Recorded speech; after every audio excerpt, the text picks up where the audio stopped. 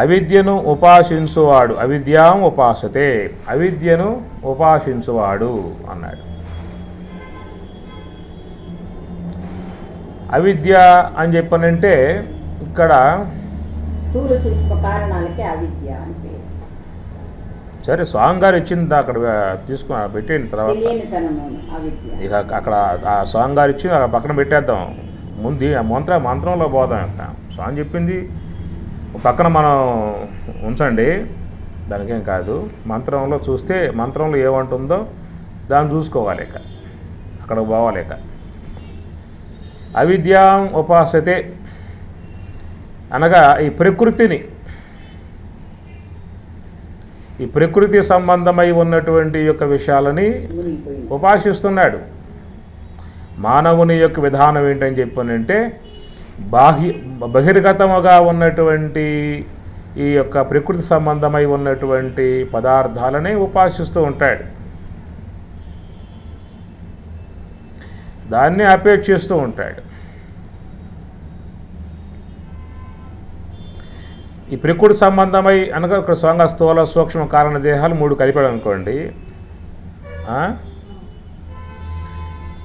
అందుచేత ఈ ప్రకృతి సంబంధమై ఉన్నటువంటి యొక్క విషయాలని ఆస్వాదిస్తూ ప్రకృతి మార్గంలో పయనిస్తూ పామర జీవితాన్ని జీవిస్తూ ఎలాంటి యొక్క జ్ఞానం లేక విజ్ఞానం లేక విచారణ లేక ధ్యానం లేక ఈ యొక్క ఆధ్యాత్మిక దృక్పథం లేకుండా సామాన్య వ్యక్తి యొక్క సంబంధంగా చెప్పే మాట ఇది. లౌకిక మార్గంలో పోయేటువంటి వాడు అంధత్వంలోకి పోతూ ఉంటాడు. వానికి ఎలాంటి సంస్కారం విధానం కానీ ఆధ్యాత్మిక విధానం కానీ మరి పారమార్థిక చర్చలు కానీ ఇలాంటి ఊసు లేకుండా విషయంలో చాలామంది ఉన్నారు. ఎక్కువ జనాభా ఈ వర్గానికి చెంది ఉన్నారు సమాజంలో. మాకు ఇవన్నీ వద్దులేండి, మీరు చూసుకోండి, మాకెందుకు ఇదంతా గొడవ, మాకేదో సమస్యలు ఉన్నాయి, మా కుటుంబం, మా వ్యవహారం, మా జీవన విధానం మాకున్నది, ఎప్పుడన్నా కలిగితే అప్పుడు చూసుకుంటామని, ఇబ్బంది మాకు అవసరం లేదు అన్నటువంటి దృక్పథంలో చాలామంది ఉంటారు. సమాజంలో చాలామంది ఈ యొక్క భావంతోనే జీవిస్తూ ఉంటారు. అది అలాగా జీవించేటువంటి విధానంగా ఉన్నటువంటి వారికి మరి వాళ్ళకు వచ్చే సంస్కారం కూడా మరి అనాత్మ సంబంధమై ప్రకృతి సంబంధమై సామాజిక సంబంధమై ఉన్న సంస్కారాలే చేరతాయే కానీ మరి వాళ్ళకి ఉన్నత మార్గంలో తీసుకుపోయేటువంటి ఆ సంస్కారాలు చేరవు.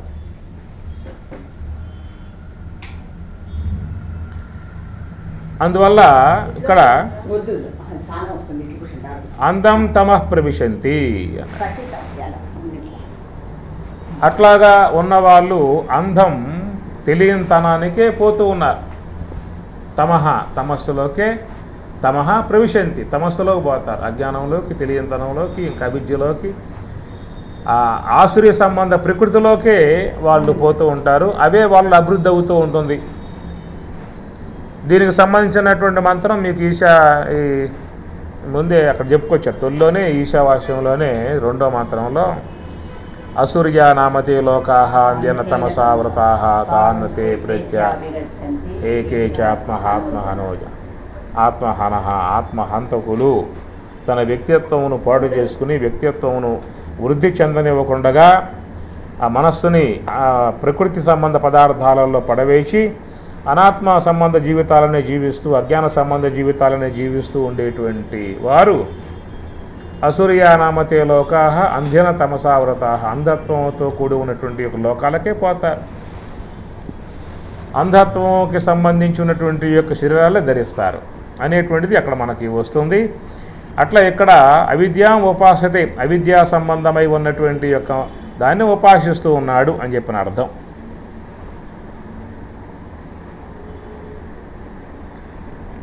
ఉప అంటే దగ్గర, వసతి అంటే ఉండుట, ఉపవస ఉపాసతే, ఉపవస అంటే ఉప అంటే దగ్గర, వసించుట అనగా ప్రకృతి యొక్క సంబంధమై ఉన్నటువంటి యొక్క వాటికి సమీపముగానే వాడి జీవితం అంతా గడిచిపోతూ ఉంటుంది. ఇంకా ఆయనకి రెండో ఆధ్యాత్మికం అని చెప్పనేటువంటి భావాలు ఆయనలో మెలిగే అవకాశాలు ఏమీ లేవు. ఇలాగా జీవించేటువంటి వాళ్ళలో అవిద్య అజ్ఞానం పెరుగుతూ ఉంటుంది కాబట్టి ఆ పెరిగే కొద్దీ అంధత్వంలోకి ప్రవేశిస్తూ ఉంటాడు, అజ్ఞానంలోకే ప్రవేశిస్తుంటాడని చెప్పని ఒక వర్గం అయిపోయిందన్నమాట. ఇక్కడ సామాజికంగా సామాన్య జీవితాన్ని జీవించుకుంటూ ప్రకృతి సంబంధమైనటువంటి వనరులతో సంబంధం పడి, విషయాలతో సంబంధం పడి, ఈ భౌతిక సంబంధ జీవితాన్ని మాత్రమే గడుపుకుంటూ పోయేటువంటి విధానం లోకంలో నూటికి చాలామందిలో ఈ విధానం మార్గమే ఉంటుంది. అట్లా జీవించే కొద్దీ వాళ్ళలో అవిద్య అనేది పెరుగుతూ ఉంటుంది, అజ్ఞానం పెరుగుతూ ఉంటుంది, ఇంకా వాళ్ళు తమస్సులోకే పోతూ విధానం ఉంటుంది. ఆసురీం యోనిం ఆపన్న మూఢా జన్మని జన్మని జన్మని జన్మని జన్మని జన్మని ఇట్లాగా మళ్ళీ జన్మ పరంపరల్లో వాళ్ళు పోతూ ఉంటారు. ఆసురీ సంబంధ జీవితాలలోనే పోతారని చెప్పని కూడా మన గీతలో చెప్పిన మాట అది. తతః భూయః యువతే తమః యావు విద్యాయాం రతాః. ఇంకొక వర్గం ఏముందని చెప్పనంటే విద్యాయాం రతాః, విద్య యందు రతాః ఆసక్తి కలిగి ఉన్నటువంటి వారు. పై పదంలోనేమో ఉపాసతే అనే పదం చెప్పారు, ఇక్కడేమో రతాహ రమించుట అనేటువంటిదిగా ఏడు చెప్పుకొచ్చారు. తతః భూయః యువతే తమః, తతః భూయః అంతకంటే, భూయః అంటే మిక్కిలి, తతః అంతకంటే మిక్కిలి తమః తమస్సు ఎందే వాళ్ళు రతాహ ఆసక్తి గలవారై ఉండి ఇంకా అంధత్వంలోకి పోతూ ఉన్నారు అని చెప్పి అన్నాడు. ఇక్కడ పై వాళ్ళకంటే విద్యను ఉపాసించేటువంటి వారు, విద్యయందు ఆసక్తి కలిగి ఉన్న రతాహ అంటే ఆసక్తి, విద్యయందు ఆసక్తి కలిగి ఉన్నటువంటి వారు తతః భూయః అంతకంటే తమస్సులోకి వీళ్ళు పోతూ ఉన్నారు అని చెప్పి అన్నాడు. తెలియకపోతే తెలిసిపోవటం అది.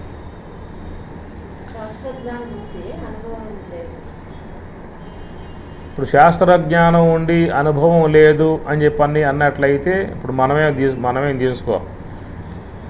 తీసుకుందాం. ప్రస్తుతం మనకు శాస్త్రజ్ఞానాలు కొన్ని కలిగి ఉన్నాగా. నాకేదో కొంచెం ఎక్కువ శాస్త్రాలు తెలుసు, ఉమా గారికి ఇంకొంచెం ఎక్కువ శాస్త్రాలు మనకంటే తెలుసు, ఆమె కంటే కొంచెం ఎక్కువ శాస్త్రం నువ్వు అధ్యయనం చేసావు అనుకో, అనుభవం అయితే లేదనుకో. ఇప్పుడు మనం వాళ్ళకంటే హీనం అవుతామా?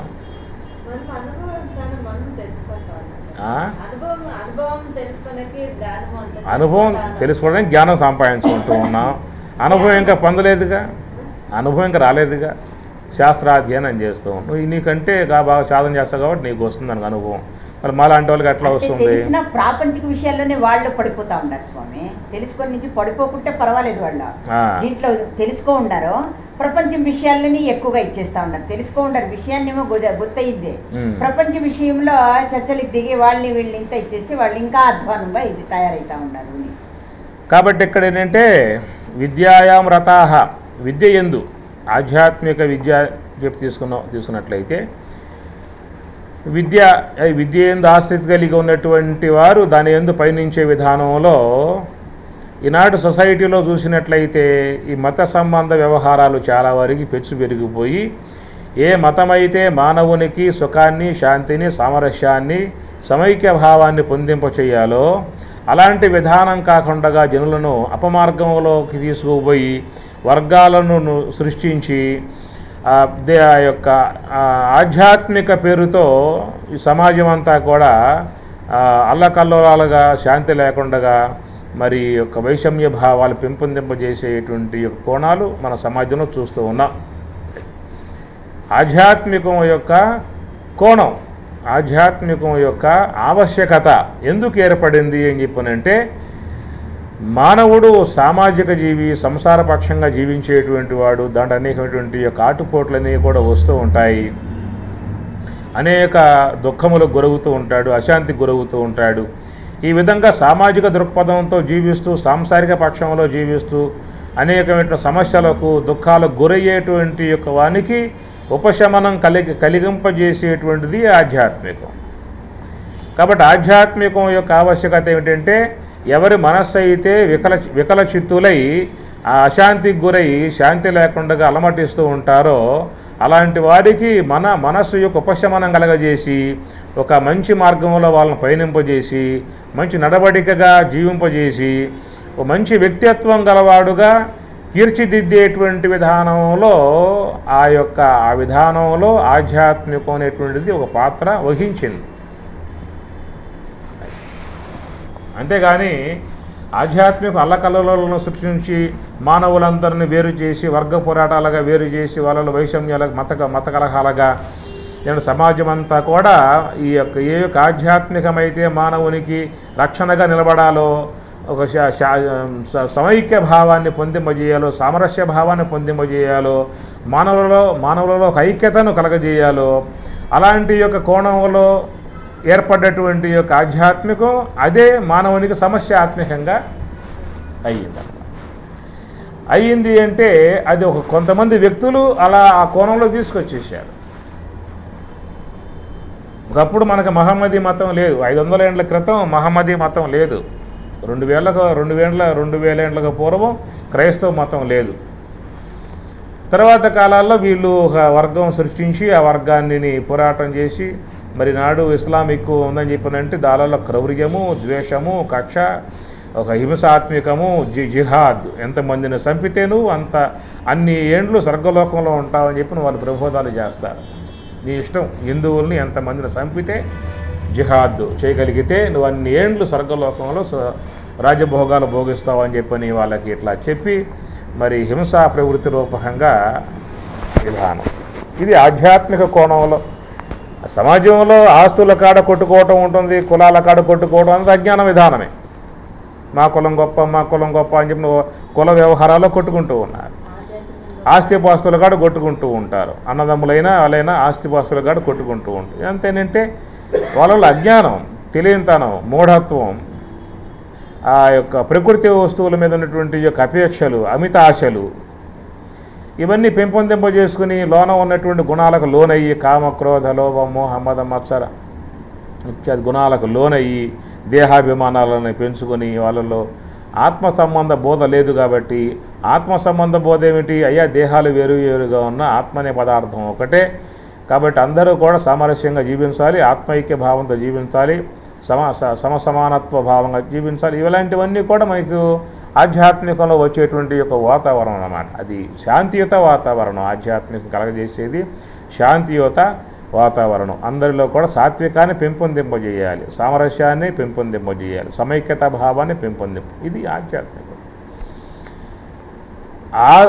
ఆ యొక్క దృక్పథంతో ఏర్పడ్డటువంటి ఆ ఆధ్యాత్మికం అనేటువంటిది ఈనాడు సమాజంలో మానవునికి వివాదాస్పదంగా మరి విరోధాలు నిర్మాణం చేసి వ్యక్తుల్ని చర్చనీయాంశములుగా, వాదోపవాదాలుగా, కొట్లాట్లుగా ఎన్ని తీసుకురావటం అంటే విద్య అనేటువంటి యొక్క పేరుతో వాడు ఈ విధంగా జనులను అపమార్గంలో పయనింపజేసి మోక్షానికి దూరులుగా, జ్ఞానానికి దూరులుగా, ఒక మతమౌఢ్య విధానాలుగా వ్యక్తుల్ని కలహాలు పొందింపజేసే విధానాలుగా తీసుకురావటాన్ని ఇది ఇంకా వానికంటే వీడింకా ఇప్పుడు వాడంటే కేవలం ఏదో తెలియనితనంతో ఉన్నాడు, ప్రకృతి వస్తువుల్లో మునిగాడు, భోగలాలసత్వంగా జీవిస్తూ ఉన్నాడు, వాడిపాటికి వాడు జీవిస్తూ ఉన్నాడు. జ్ఞానం ఆధ్యాత్మికత లేకపోవడం వల్ల ప్రకృతి వస్తువులను ఉపాసన చేయటం వల్ల దానినే సేవించటం వల్ల, ఇక్కడ ఉపాసన అంటే సేవించటం, ఈ ప్రకృతి భోగాలని భోగించడం కారణంగా ఏమవుతుంది? అతనికి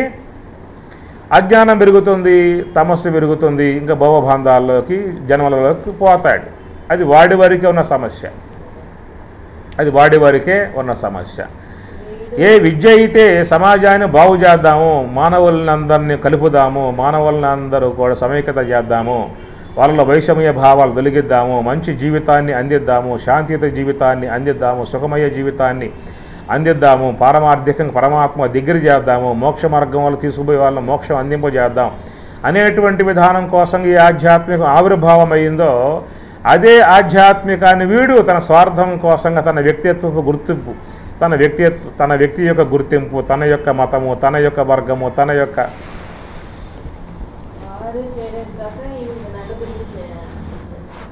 ఇదేమవుతున్నప్పుడు వాడికంటే వీడి ఇంకా అంధత్వంలోకి పోవటం అనేటువంటిది. విద్య అనే పేరుతో వ్యక్తులలో వైషమ్యములు పుట్టించి సమాజాన్ని అల్లకల్లోలం చేసేటువంటి పూర్వకాలం ఎంతమంది రాజులు శైవ భక్తులు మేమని, వైష్ణవ భక్తులు మేము పాఠాల్లో వచ్చి ఉంటాయి చరిత్రలన్నీ కూడా.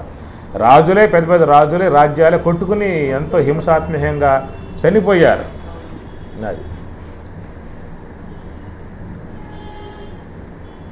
అందుచేత ఈ యొక్క ఆధ్యాత్మికం పేరుతో ఈ వాదోపవాదాలు అప్పటి కాలంలో కూడా ఉన్నాయన్నమాట. ఉన్నాయి కాబట్టి ఆ మాట ఇక్కడ చెప్పాడు. బృహదారణ్యకోపనిషత్తులో యాజ్ఞవల్క్యునికి ఏర్పాటు చేసినటువంటి సదస్సుకి అనేక మంది దాంట్లో సదస్సుకు పాల్గొనగా యతీశ్వరులు, సాధువులు, పరివరాజకులు, విద్వత్సత్తములు, విదుషీమణులు, యోగులు, పండితులు అనేక మంది సదస్సులో పాల్గొనగా మరి ఆ శాకల్యుడు కూడా ఆ సందర్భంలో వాడు వచ్చి యాజ్ఞవల్క్యుని ఆ సందర్భంలో ఎన్నో ప్రశ్నలు వేస్తాడు, ఎన్నో క్వశ్చన్లు వేస్తాడు. ఆయన మీద ఎంత ద్వేషం ఉంది శాకల్యుడికి యాజ్ఞవల్క్య మీద, ఎట్లయినా ఓడించాలి, ఇవన్నీ అవమానం చేయాలి అనేటువంటి భావనగా ప్రశ్నలు వేస్తే యాజ్ఞవల్క్య కూడా ఎలాంటి యొక్క బాధకు గురి కాకుండా సమాధానాలు చెప్పుకుంటూ వస్తాడు.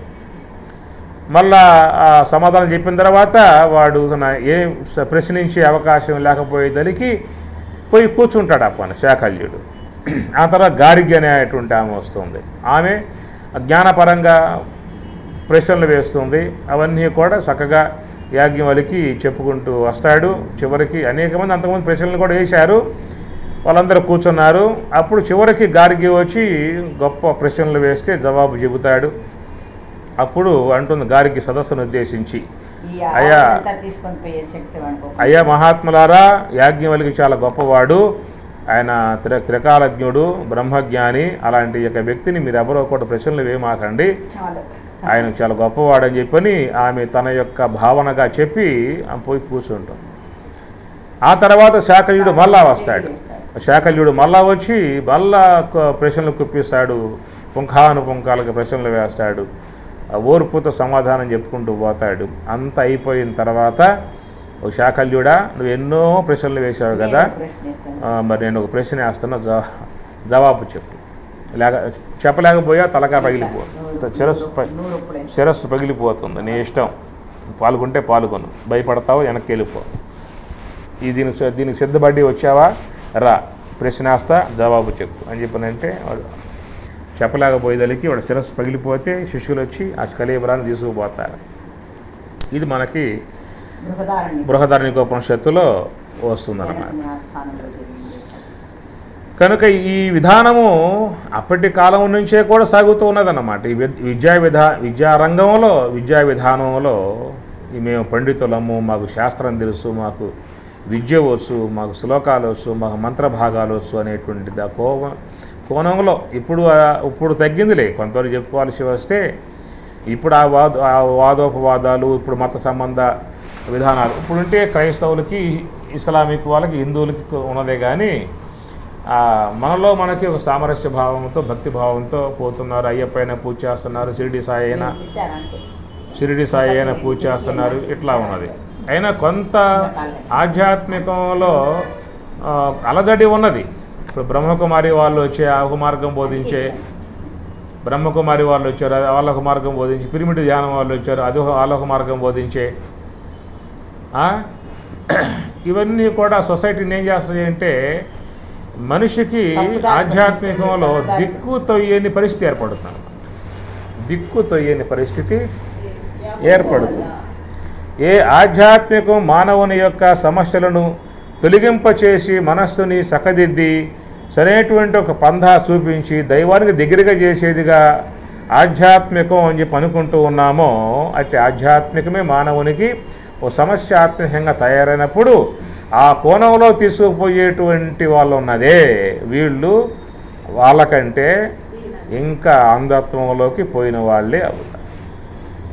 అది ఈనాడు మన హిందూ యొక్క విధానంలో చూసినట్లయితే మరి ఒక భగవద్గీత చాలు, సరిగ్గా అర్థం చేసుకుంటే, దానిని ఫాలో అయితే ఆ ఒక్క దాంట్లో చెప్పే ఎన్ని శ్లోకాలు 701 శ్లోకం భగవద్గీత, ఎన్ని అధ్యాయాలు, కర్మషట్కం, జ్ఞానయోగం, కర్మయోగం, ఆత్మ సంయమ యోగం, విజ్ఞాన యోగం, భక్తి యోగం, ఏ సబ్జెక్ట్ కావాలన్నా దానికి డివైడ్ చేయబడి అన్నీ ఉన్నాయి. క్షేత్రజ్ఞ విభాగ యోగం, గుణత్రయ విభాగ యోగం, శ్రద్ధాత్రయ విభాగ యోగం, భక్తి యోగం, జ్ఞానయోగం, కర్మ విషయం కావాలా, భక్తి విషయం కావాలా, జ్ఞాన విషయం కావాలా,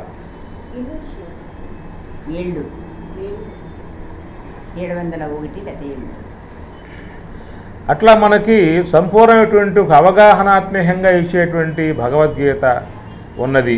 ఈనాడు ఆధ్యాత్మికంగా పోయేటువంటి వాళ్ళల్లో ఆ ఒక్క భగవద్గీతను పట్టుకుని దాన్ని ఒక్కదాన్ని చక్కగా అధ్యయనం చేసుకుని ఒకే విధానంగా అందరూ పయనిస్తే ఇన్ని మతాలు, ఇన్ని వర్గాలు, ఇన్ని విధానాలు ఉంటాయి చెప్పండి. ఇవన్నీ కూడా ఏంటంటే మనిషిని అల్లకల్లోలం చేసి అదొక ఆధ్యాత్మిక సమస్య స్థాయిల్లోకి తీసుకొచ్చినప్పుడు అదేమవుతుందని చెప్పనంటే మనం ఆధ్యాత్మికం ద్వారా ఏ ప్రయోజనాన్ని పొందాల్సి ఉంటుందో మనం దానికి దూరం అయిపోతాం. ఆ దూరం చేసే విధానం ఏ వ్యక్తులలో అయితే ఉన్నదో వాళ్ళు ఆ పై వాళ్ళకంటే ఇంకా అంధత్వంలోకి పోయిన వాళ్ళే అవుతారు.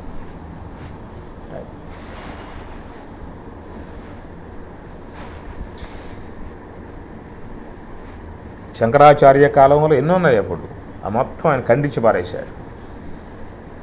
ఎంతమంది శంకరాచార్యులను చంపడానికి ప్రయత్నం చేశారు. కాపాలికుడు వెంటబడి అమ్మవారికి బలి పోతే అప్పుడు దర్శనం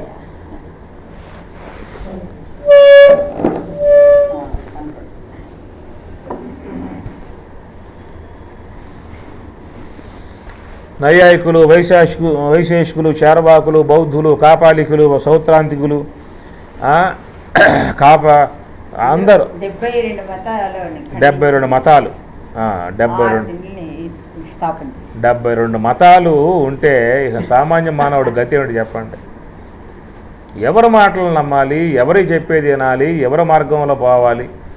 ఏం అర్థమవుతుంది వీడికి? వాడు వచ్చి ఒక మార్గం చెప్పి పిరమిడ్ వాళ్ళు వచ్చి మీరు ఇట్లా చేయమని చెప్పని, బ్రహ్మకుమారి వాళ్ళు వచ్చి ఇట్లా చేయమని చెప్పని, కలికి భగవానులు వాళ్ళు వచ్చి ఇట్లా చేయమని చెప్పని, శ్రీశ్రీ వాళ్ళు వచ్చి ఇట్లా చేయమని చెప్పేసి అని ఏం చెప్పు మానవుడి పరిస్థితి.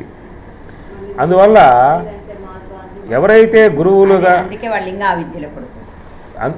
గురువులుగా ఉన్నారో వాళ్ళు ప్రధానంగా ఏం తీసుకోవాలని చెప్పని శాస్త్రం ప్రామాణికంగా తీసుకోవాలి. గీతలో చెప్పింది ఆయన అదే. ఏ శాస్త్ర విధిముసృజ్య వర్తతే కామకారతః నస సిద్ధిం నవాప్నోతి నసుఖం. ఎవరు శాస్త్ర విధి అంటే శాస్త్రం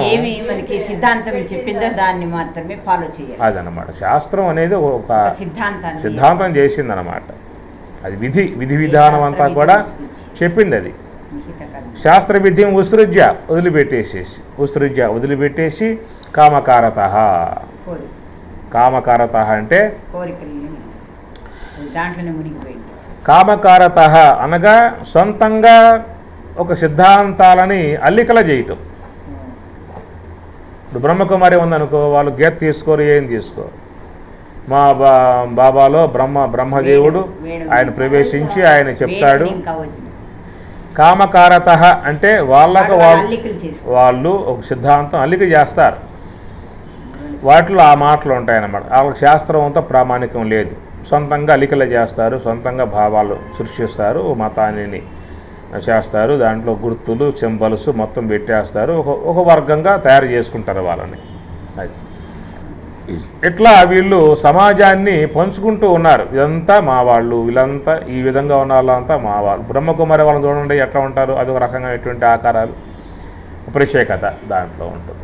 ఇట్లా ఒక సింబల్ విధానంగా మనుషులను వేరు చేయటం, భక్తి పేరుతో వేరు చేయటం అన్నమాట. ఇవన్నీ వాళ్ళకి మాత్రమే మోక్షం వస్తుంది, వేరే వాళ్ళకి రాదు అని చెప్పాను. ఇట్లాగా కామకారత సొంతంగా అల్లికల చేసుకుంటూ పోయేటువంటి వారు శాస్త్రాన్ని వదిలిపెట్టేసి సొంతంగా అల్లికల చేసుకుంటూ వెళ్ళిపోయేటువంటి వారు నస సిద్ధిం నవాప్నోతి నసుఖం నపరాంగతిం. వాళ్ళు పరమపదాన్ని కానీ, సిద్ధిని కానీ, సుఖాన్ని కానీ, మోక్షాన్ని కానీ వాళ్ళు పొందలేరు అని చెప్పనన్నాడు. అందువల్ల తస్మాత్ శాస్త్రం ప్రమాణంతే. ఆ కారణంగా ఎవరైనా కానీ కాక శాస్త్రాన్ని ప్రామాణికంగా తీసుకోవాలి. ఇప్పుడు కృష్ణుడు కూడా గీతను బోధించాడు అని చెప్పనంటే ఇది శ్రీమద్భగవద్గీతాసు ఉపనిషత్సు అని చెప్పి ఆయన చెప్పుకున్నాడు. నేను చెప్పే మాటలన్నీ కూడా ఉపనిషత్తుల యొక్క వాక్యాలు, ఉపనిషత్తులను ప్రామాణికంగా తీసుకుని చెప్తున్నాను అని చెప్పిన నేను సొంతంగా చెబుతున్నా అని చెప్పి అనలేదు. అందువల్ల ఎవరైనా గురువులు ఉన్నారు అని చెప్పినంటే వాళ్ళు శాస్త్రదృష్టం గురుర్వాక్యం తృతీయం ఆత్మనిశ్చయం. ఎవరైనా కానీ ఒక శాస్త్ర ప్రామాణికం చేసుకుని ఆ శాస్త్రాన్ని కనుక ప్రామాణికంగా చెప్పినట్లయితే గురువులంతా కూడా ఒకే మార్గంలో ఉంటారు, శిష్యులు కూడా ఒకే మార్గంలో పయనిస్తారు. ఎవరైనా చెప్పలేక కాయశాస్త్రమే భగవద్గీత తీసుకోవాలి, భగవద్గీతనే బోధించాలి. భగవద్గీత కంటే మించి చెప్పగలిగేటువంటి యొక్క అవగాహన ఊహ మనిషికి వచ్చే అవకాశాలు లేవు.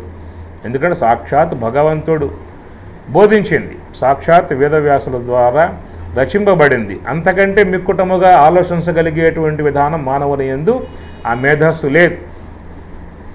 దానికి మించి ఇంకా ఏదో మరొకటి గుర్తిద్దాం అని చెప్పి అనుకునేటువంటి విధానం కూడా వాళ్ళకి మించి మరొకటి గుర్తించే విధానంగా ఆధ్యాత్మిక మరొకటి లేదు. కాబట్టి దాన్ని యందు విశ్వాసం శాస్త్ర విశ్వాసము అని చెప్పని అంటారు. గురువాక్య విశ్వాసం శాస్త్ర విశ్వాసం అని చెప్పని అంటారు.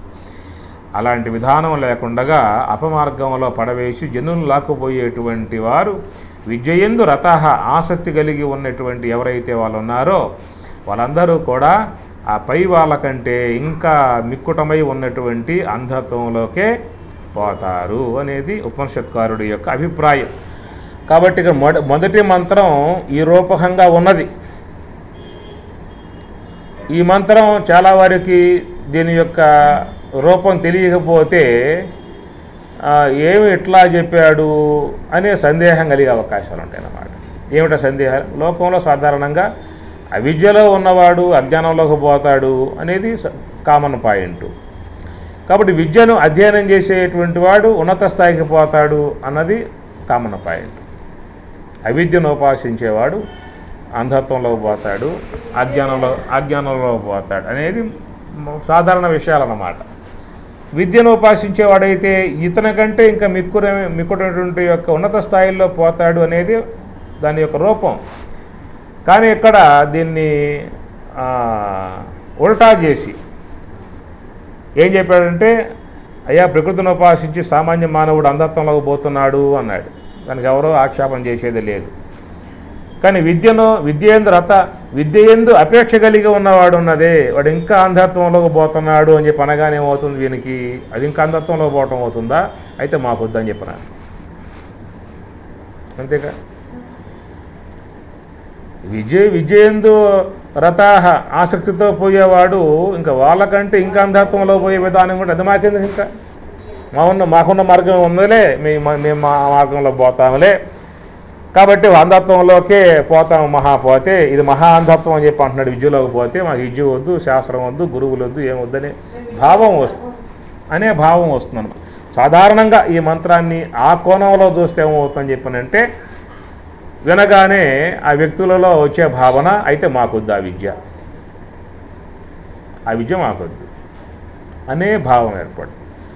అందువల్ల ఇక్కడ ఋషి ఆయన అభిప్రాయం ఏంటని చెప్పానంటే, ఈ విధంగా ఆధ్యాత్మికం పేరుతో చేసే వాళ్ళు ఉన్నారే వాళ్ళ విషయం చెప్పామయ్యా అని చెప్పాను. మానవులకు సరైనటువంటి ఒక దిశను నిర్దేశించి వాళ్ళకొక ఉపనిషత్తుల్లో భగవద్గీతలో ఋషుల చేత వేదాలలో ఏవైతే చెప్పారో అలాంటి విషయాలు అందించి ఋషి ఈ విధంగా చెప్పాడు, గీతలో పరమాత్మ ఈ విధంగా చెప్పాడు, ఈ మార్గంలో పొమ్మన్నాడు అని వాళ్ళని మనం ఎత్తి చూపించి వాళ్ళు చెప్పింది మనం అందించాలే. కానీ వాళ్ళే పక్కన బారేసేసి నేనంటూ తగునమ్మాన్ని ముందుకు వచ్చేసేసి నేను కొన్ని శ్లోకాలు రచించి కొన్ని గ్రంథాలు రచించి కొత్త మార్గాలు నిర్మాణం చేసి కొత్త లోకాలను సృష్టించి కొత్త దేవులను నిర్మాణం చేసి అవన్నీ అమాయకుల మీద రుద్ది వాళ్ళని ఈ వైపుకు తిప్పి వాళ్ళని ఈ విధంగా తీసుకుపోవటం ఉన్నదే. అదేమవుతుంది? వీడు పోవటమే కాదు, ఇంక 10 మందిని దాంట్లో పడేయటం అవుతుంది అన్నమాట. మీకు ఇదే మాట ముండకోపనిషత్తులో చెప్తాడు. ఈ కోణంలో అందం అవిద్యాయాం అంతరే వర్తమానాః స్వయం ధీరాః పండితం మన్యమానాః దందరమ్యమానా పర్యంతి మూఢా అంధేనైవ నియమానా యథాంద అని ముండకం అంటాడు. ఇది ఈశావాస్యంలో వస్తుంది. అది ముండకంలో వస్తుంది. తర్వాత ఇంకో దాంట్లో కూడా వస్తుంది, దాంట్లో కూడా వస్తుంది.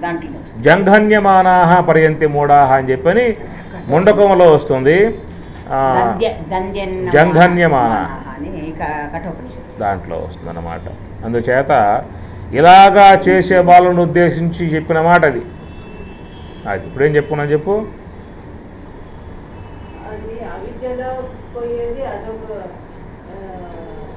అది కామన్ పాయింట్, అందరి యందు వర్తించే విధానము.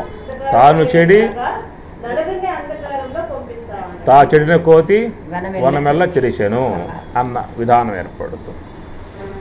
కనుక ఎవరైనా ప్రబోధకులై ఉన్నారు అని చెప్పినంటే వాళ్ళు ఏం చూపించాలయ్యా అంటే భగవద్గీతలో భగవానుడు ఈ విధంగా చెప్పాడు, ఉపనిషత్తులు ఋషులు ఈ విధంగా చెప్పారని చూపించాలే కానీ తాను సొంతంగా రచనలు చేసి, సొంతంగా అలికలు చేసి, సొంత మార్గాలు నిర్మాణం చేసి, సొంత దేవుళ్లను సృష్టించి, సొంత మోక్షాలను కూడా సొంత ఈయన మోక్షం ఆ మోక్షం చెప్పడం అన్నమాట. ఆ మోక్షం వచ్చేస్తుంది.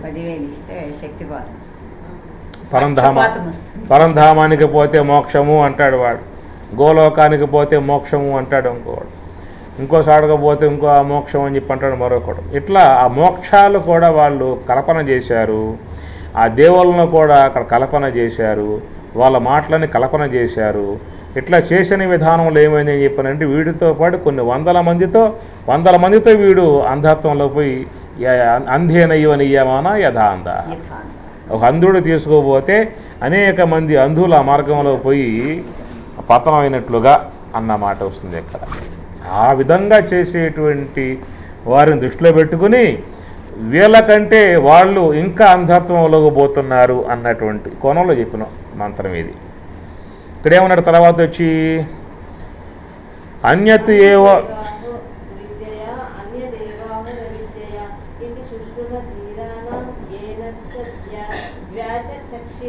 అది.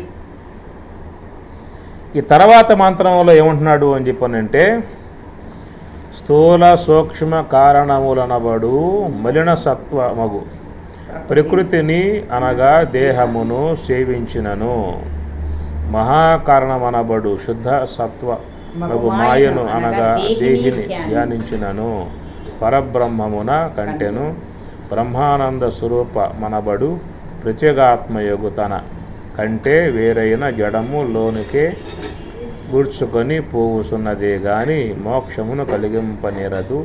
ఇట్లు పండితుల మగు మాకు గురువులు ఈ విధముగా బోధించిరి. మేమును నిధియే ఏమర్థమైంది చెప్పు. స్థూల సూక్ష్మ కారణాలు మలిన సాత్విక ప్రకృతి, అది దేహానికి సంబంధించింది కాబట్టి దాని వ్యవహారంలోనే దాంట్లోనే మునిగిపోయేది. తిరిగేది కూడా మూడే ఇండ్లే. స్థూల సూక్ష్మ కారణం మహాకారణమనబడు శుద్ధ సత్వముకు మాయననగా దేహిని ధ్యానించినను అంటే వాడికి ఈశ్వరత్వం కలిగింది. ఇప్పుడు కొంతమంది అంతా ఆం ఫట్ ఊం ఫట్ అని చేస్తూ ఉంటారు కదా స్వామి, ఆ శక్తి కలిగింది కూడాను ధ్యానించిన వాడు దేహిని ధ్యానించినను. దేహి అంటే ఈ దేహాన్ని ధరించిందే జీవుడు, దేహి అంటే ఇది దేహాన్ని ధరించిన శరీరీ దేహి అంటామే. ఎట్లా ధ్యానించినను మాయను అనగా దేహిని సాధన అక్కడ ఈశ్వరుడే కదా స్వామి. మాయను అన్నప్పుడు ధ్యానించినను పరబ్రహ్మమున కంటెను బ్రహ్మానంద స్వరూపమునబడు ప్రత్యేగాత్మయుగు తనకంటే వేరైన జడములోకి ఈడ్చుకుని పోతున్నదే గాని మోక్షమును కలిగింపనేరదు. వాడు ఈశ్వరత్వాన్ని పొందినా కూడాను ఏం చేస్తూ ఉన్నాడు, ఇది బ్రహ్మానందం లేదు వాడికి.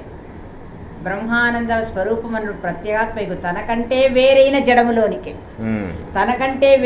జడములోనికి ఈడ్చుకొని పోవుచున్నది. పరబ్రహ్మము కంటే బ్రహ్మానందముకు ప్రత్యేగాత్మ కంటే అంటే మహాకారణ స్వరూపము ఒకటి, తర్వాత ఇది కైవల్య స్థానం, అవి రెండు వాడికి లేదు.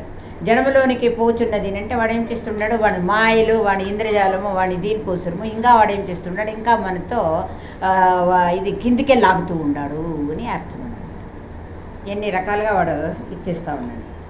ఇట్లు పండితులమని నోట్లో చెప్తా ఉండారు స్వామి. నాకు అన్ని చెప్తారు కదా, ఇప్పుడు ఈ తెలుగు పండిట్, ఈ ఇంగ్లీష్ పండిట్టుని, అట్లా పండిట్లు మాకు గురువులుగా విశదంగా బోధించేది మేమును వినియే ఉన్నాము, వినిండాము, కానీ మాకు అనుభవం లేదు. వినిండాము. వాళ్ళు కూడా పండిట్లు అంటే చదివిండారు, వాళ్ళను చదివిండారు, కానీ వాళ్ళు చెప్పినది మేము వినిండామంతే. శ్రోత్రియం అంతే, కానీ బ్రహ్మనిష్ట లేదు అనేసి. అంటే బ్రహ్మానందానుభూతి పొందితేనే ఇవన్నీ పోతుంది, లేకుంటే పోయేదానికి సాధ్యం లేదు కదా.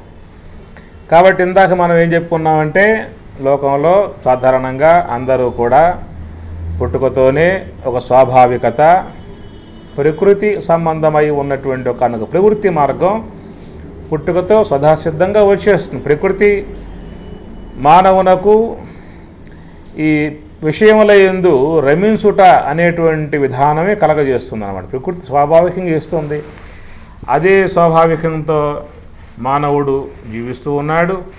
విశ్వంలో అన్ని జీవులు జీవిస్తూ ఉన్నాయి, వాడు జీవిస్తూ ఉన్నాడు. అది అందువల్ల అట్లా జీవించడం కారణంగా అవిద్య ఏర్పడుతుంది, అజ్ఞానం ఏర్పడుతుంది, తామసికం ఏర్పడుతుంది. తత్కారణం ఇంకా మళ్ళా జన్మల పరంపర విధానాల్లో పడిపోవటం, అజ్ఞానంలో మునిగిపోవటం జరుగుతుంది. కామన్ పాయింట్ లోకంలో.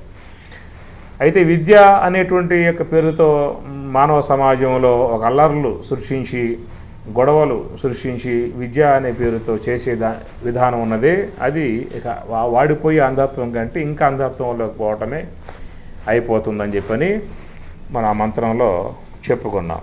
తర్వాత ఏమన్నాడు అంటే, అన్యత్తు ఏవ ఆహుహు విద్యయ, అన్యత్తు ఏవ ఆహుహు అవిద్యయ ఇది శుశ్రమ ధీరాణం ఏ నహ తత్ యాచ చక్షిరే.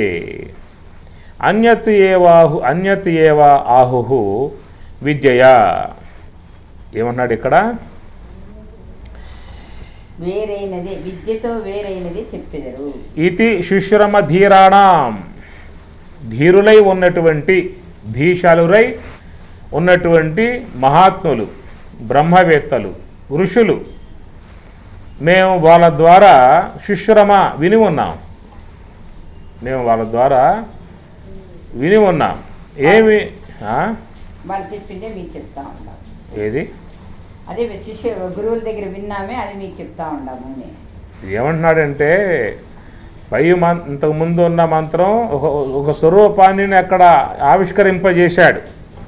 సొసైటీలో ఉన్నటువంటి విధానాన్ని ఆవిష్కరింపజేశాడు. సామాన్య మానవులు పోయేటువంటి దృక్పథం ఒకటి, రెండవది ఆధ్యాత్మికం పేరు మీద జరిగేటువంటి ఒకనొక పెద్ద రగడ గొడవ, మరొక అంధత్వ మార్గం అన్నమాట. మతం పేరుతో మరొక అంధత్వ మార్గం అన్నమాట. ఇది మహా అంధత్వ మార్గం. ఇది చూసేదేముందలే, ఏంటా ఏమి అది అక్కడ ఆవిష్కరణ చేశాడు. ఆ మంత్రాన్ని ఏంటంటే ఆవిష్కరింపజేశాడు. అది ఈ విధంగా సొసైటీలో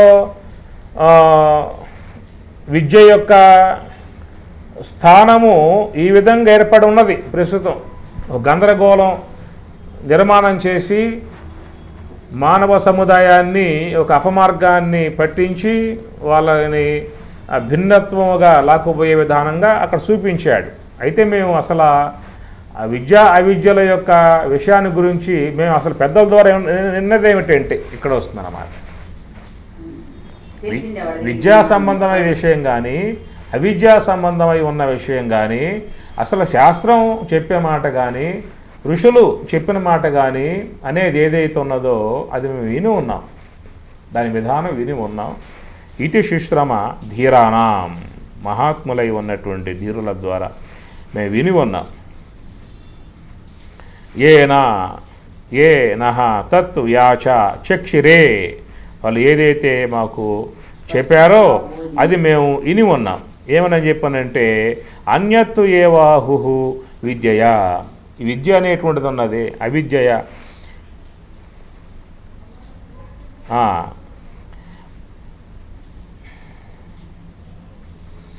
కాబట్టి విద్య అన్యత్ ఏవ ఆహుహు విద్యయ, విద్య ద్వారా, విద్యయ అంటే తృతీయ భక్తి ఏకవచనం అవుతుంది.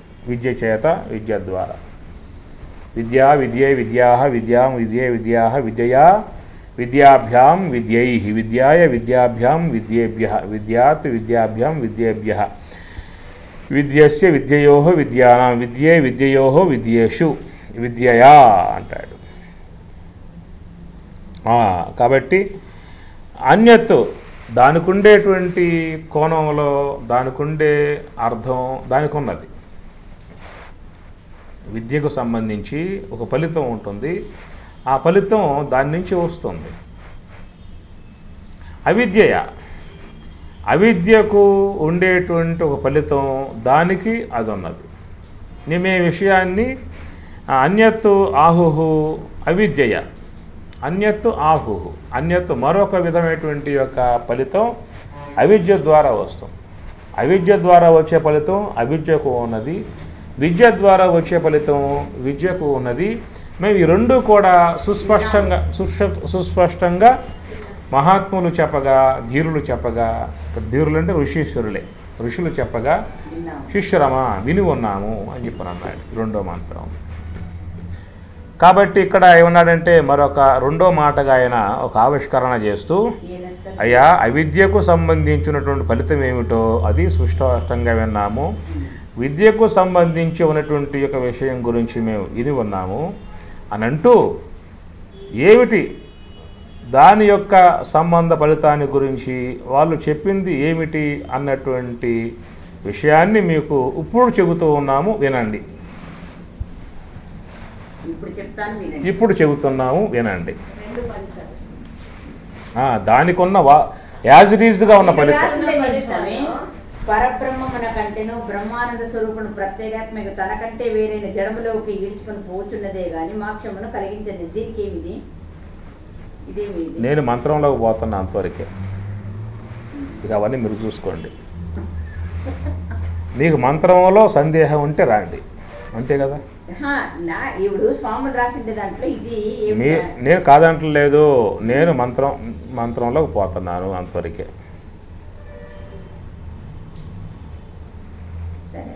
నేను మూలానికి పోయే కదా, నీకు మూలంలో ఎక్కడ డౌట్ ఉన్నదో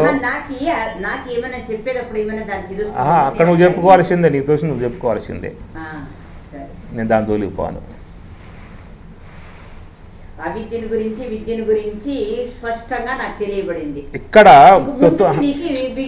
తొలి మంత్రం ఏమన్నారంటే వేరే సిద్ధాంతం అది సొసైటీలో ఈ రూపం దాల్చి ఉన్నది. సొసైటీలో వాటి రూపాలు వికృతాకారాల్లో ఉన్నాయి. అసలు వాటి రెండింటి యొక్క ఫలములు వాటికి ఉండే ఫలములు వాటికి ఉన్నాయి. అది పోయేది కాదు. వేరే వాళ్ళు కల్పన చేసి చెప్పినా దానికి ఉండేటువంటి యొక్క అస్తిత్వపు ఉనికి దానికి ఉంటుంది అన్నమాట. దాన్ని వేరే చేసి మసిపూసి మారేడుకాయలు చేసి వేరే రకాలు చేసుకుంటే అది వాళ్ళ దోషం, కానీ దాని దోషం కాదుగా.